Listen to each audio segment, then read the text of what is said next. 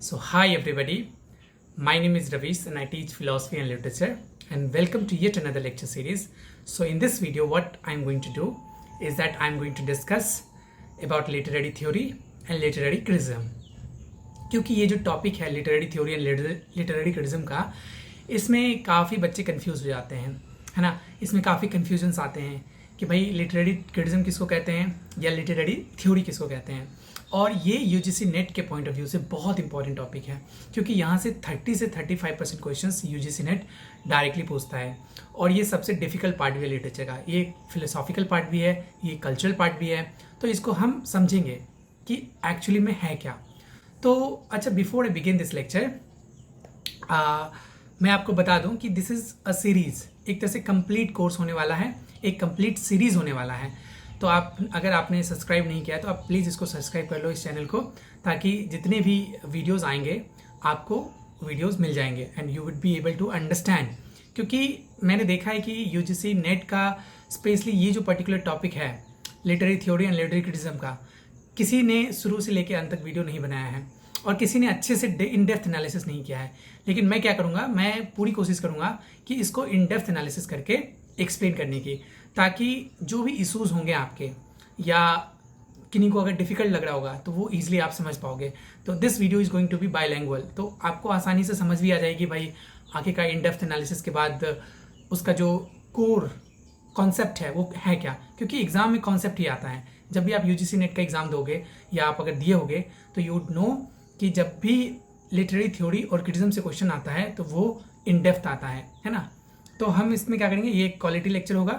तो I would really suggest you to go and subscribe to this channel and share it with everybody जो भी interested होंगे या फिर जो भी लिटरेचर लेके पढ़ाई कर रहे होंगे, ठीक है।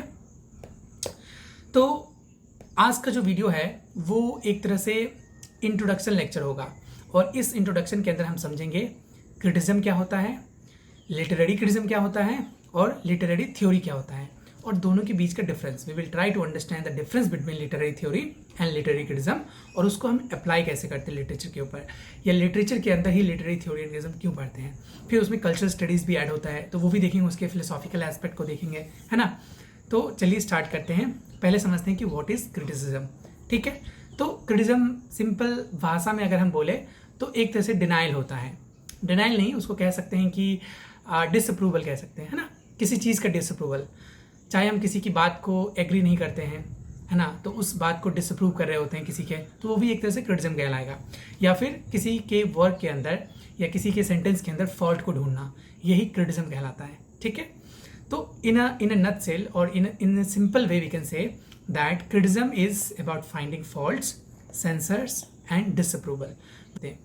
अब क्रिटिज्म को तो हमने समझा कि क्रिटिज्म है क्या। क्रिटिज्म का मतलब है सिंपल कि हम किसी पर्टिकुलर चीज़ को क्रिटिसाइज करते हैं, हम किसी पर्टिकुलर चीज़ को बोलते हैं कि भाई इसमें फॉल्ट है या उसका डिसअप्रूवल होता है हमें, है ना। सपोज किसी सॉन्ग को हमने सुना और वो सॉन्ग उतना अच्छा नहीं लगा हमें, या उसकी पिच उतनी अच्छी नहीं थी, या उसके जो लिरिक्स हैं वो उतने अच्छे नहीं थे, तो वी मेक कॉमेंट्स कि this particular song is not as good as its previous one, है ना।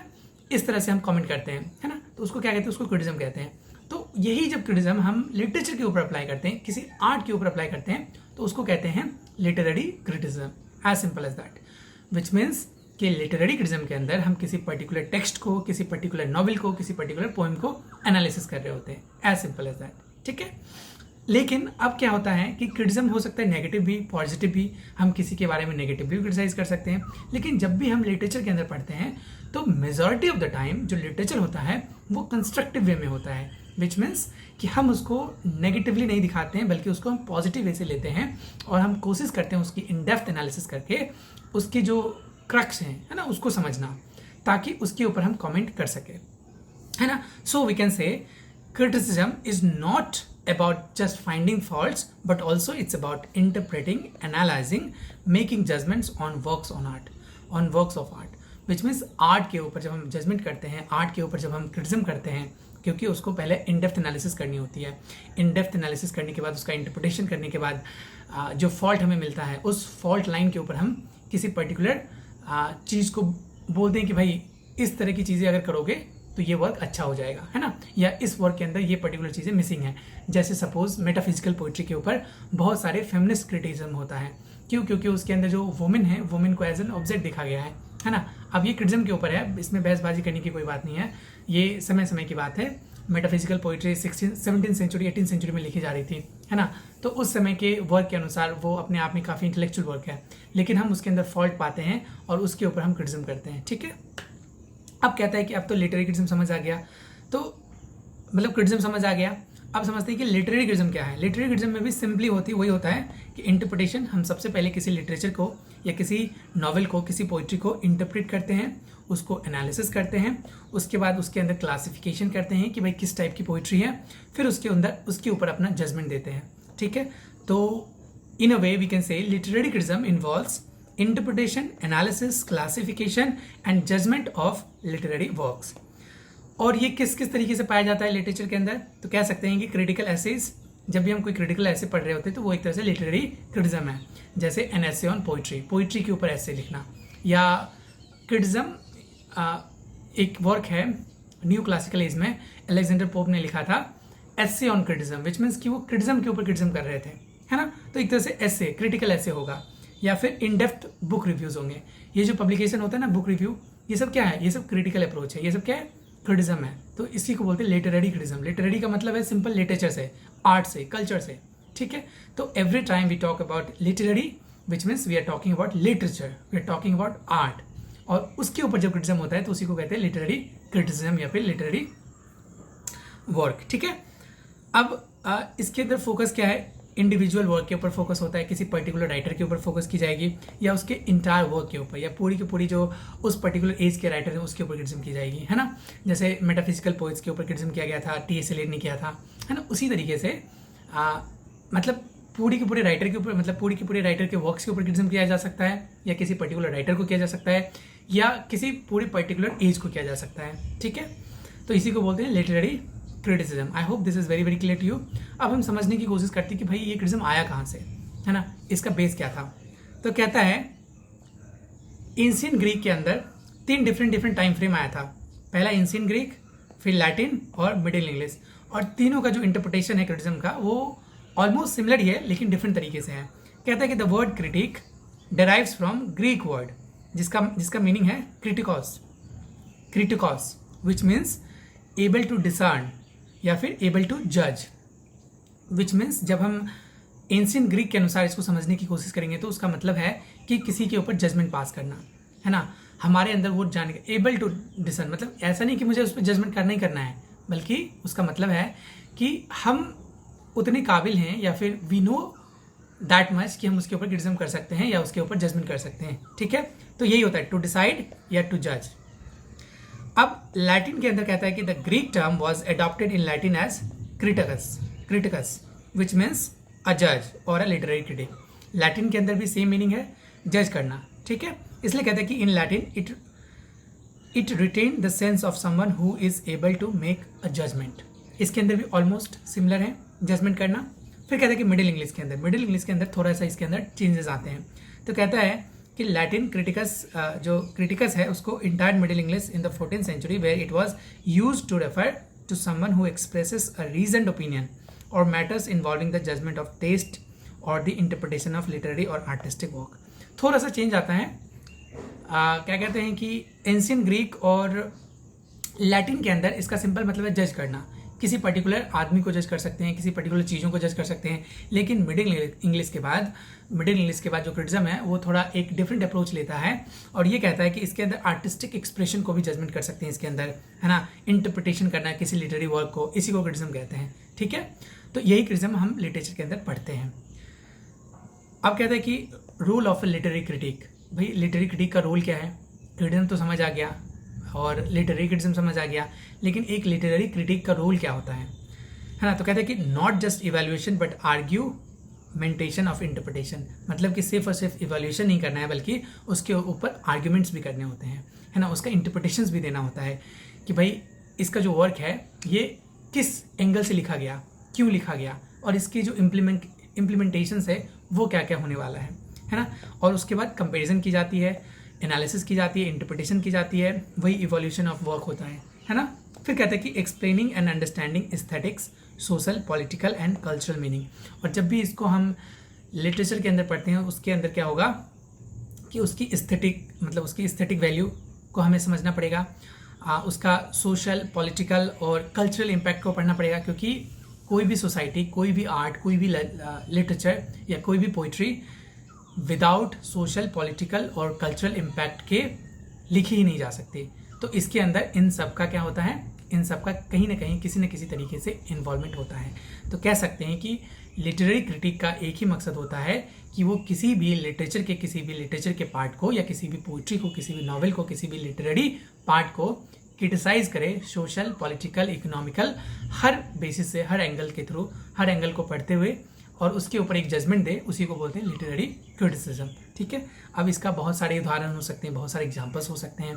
जैसे प्लेटो की थ्योरी है, मतलब प्लेटो का क्रिटिज्म है। प्लेटो का क्रिटिज्म होता है किसके ऊपर, वो एंशिएंट ग्रीक और रोमन पोइट्स के ऊपर क्रिटिज्म करते हैं। उसी तरीके से अगर हम रेनेसां की बात करें तो रेनेसां के अंदर फिलिप सिडनी ने पोइट्री को क्रिटिज्म किया है, पोइट्री को डिफेंड करते हुए क्रिटिज्म किया है।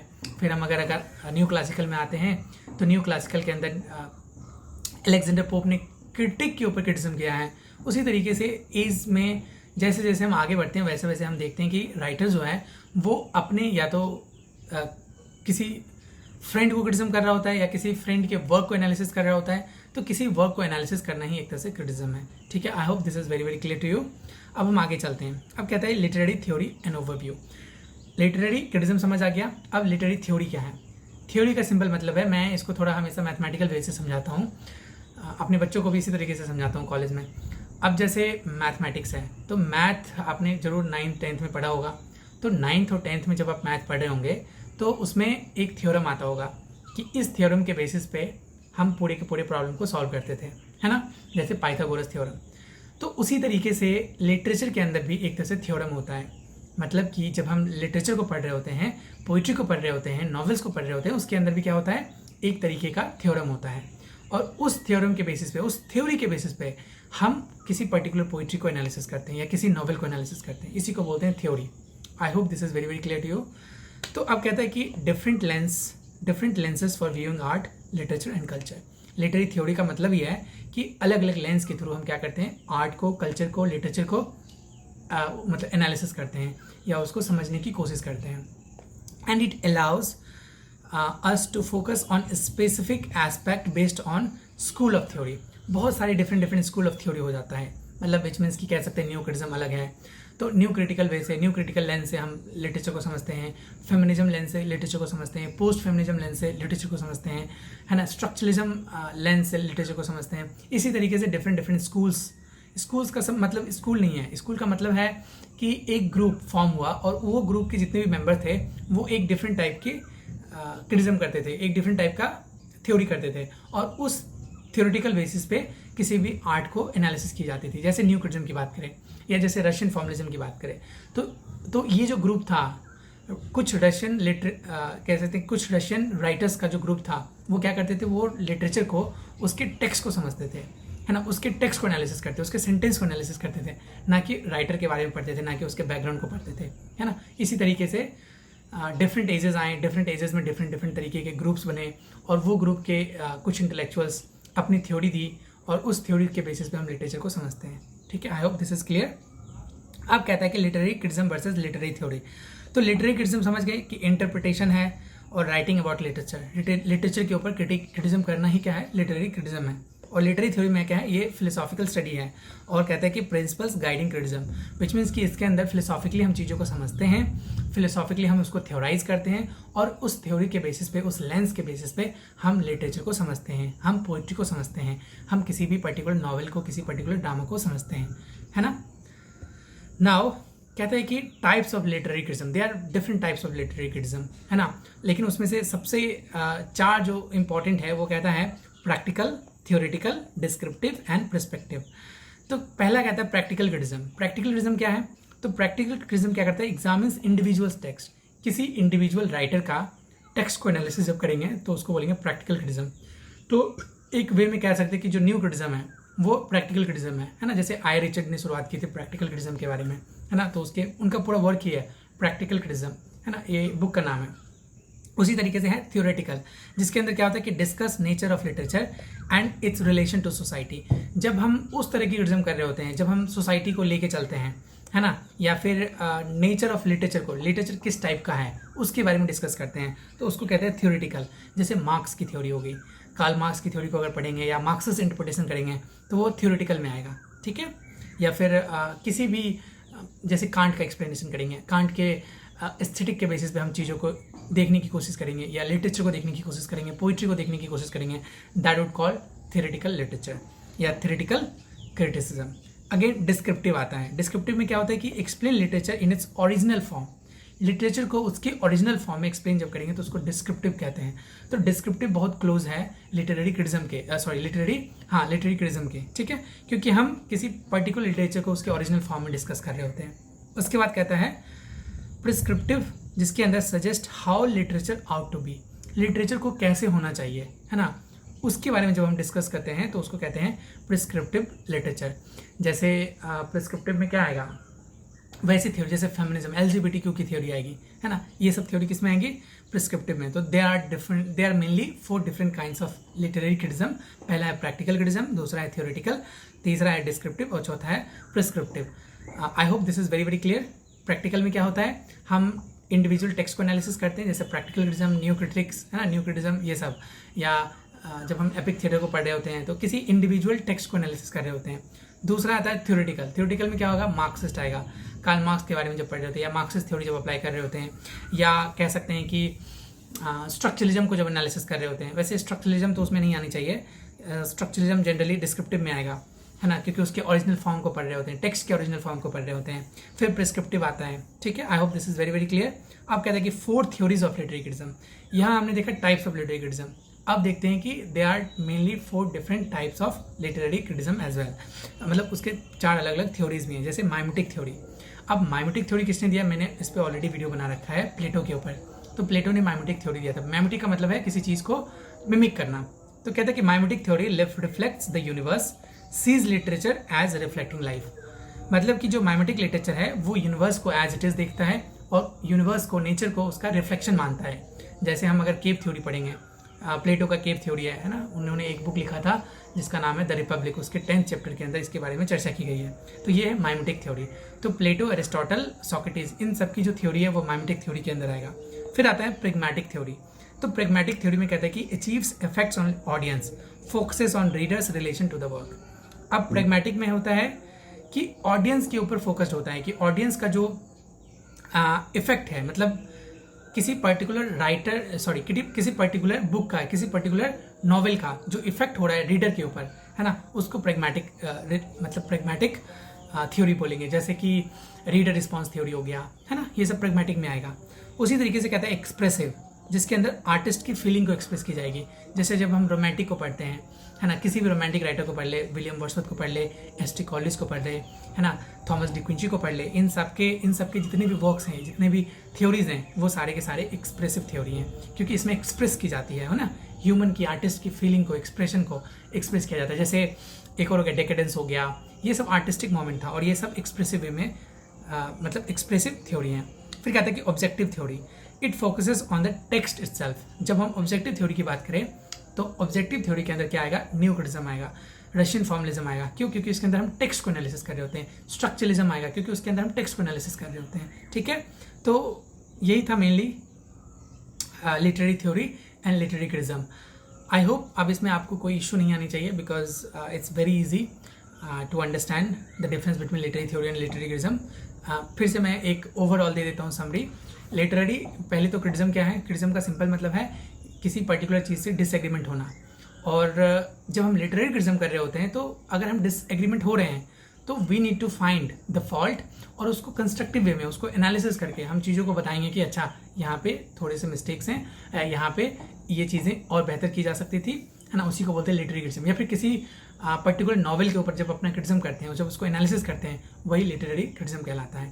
और थ्योरी में क्या है, थ्योरी में एक प्रॉपर थ्योरी होती है, फिलोसॉफिकल थ्योरी होती है, जिसके बेसिस पे, जिसको हम लेंस मानते हैं और जिसके बेसिस पे हम लिटरेचर को एनालिसिस करते हैं, जिसके बेसिस पे हम पोइट्री को एनालिसिस करते हैं, या जिसके बेसिस पे हम कल्चर या आर्ट को क्रिटिसाइज करते हैं।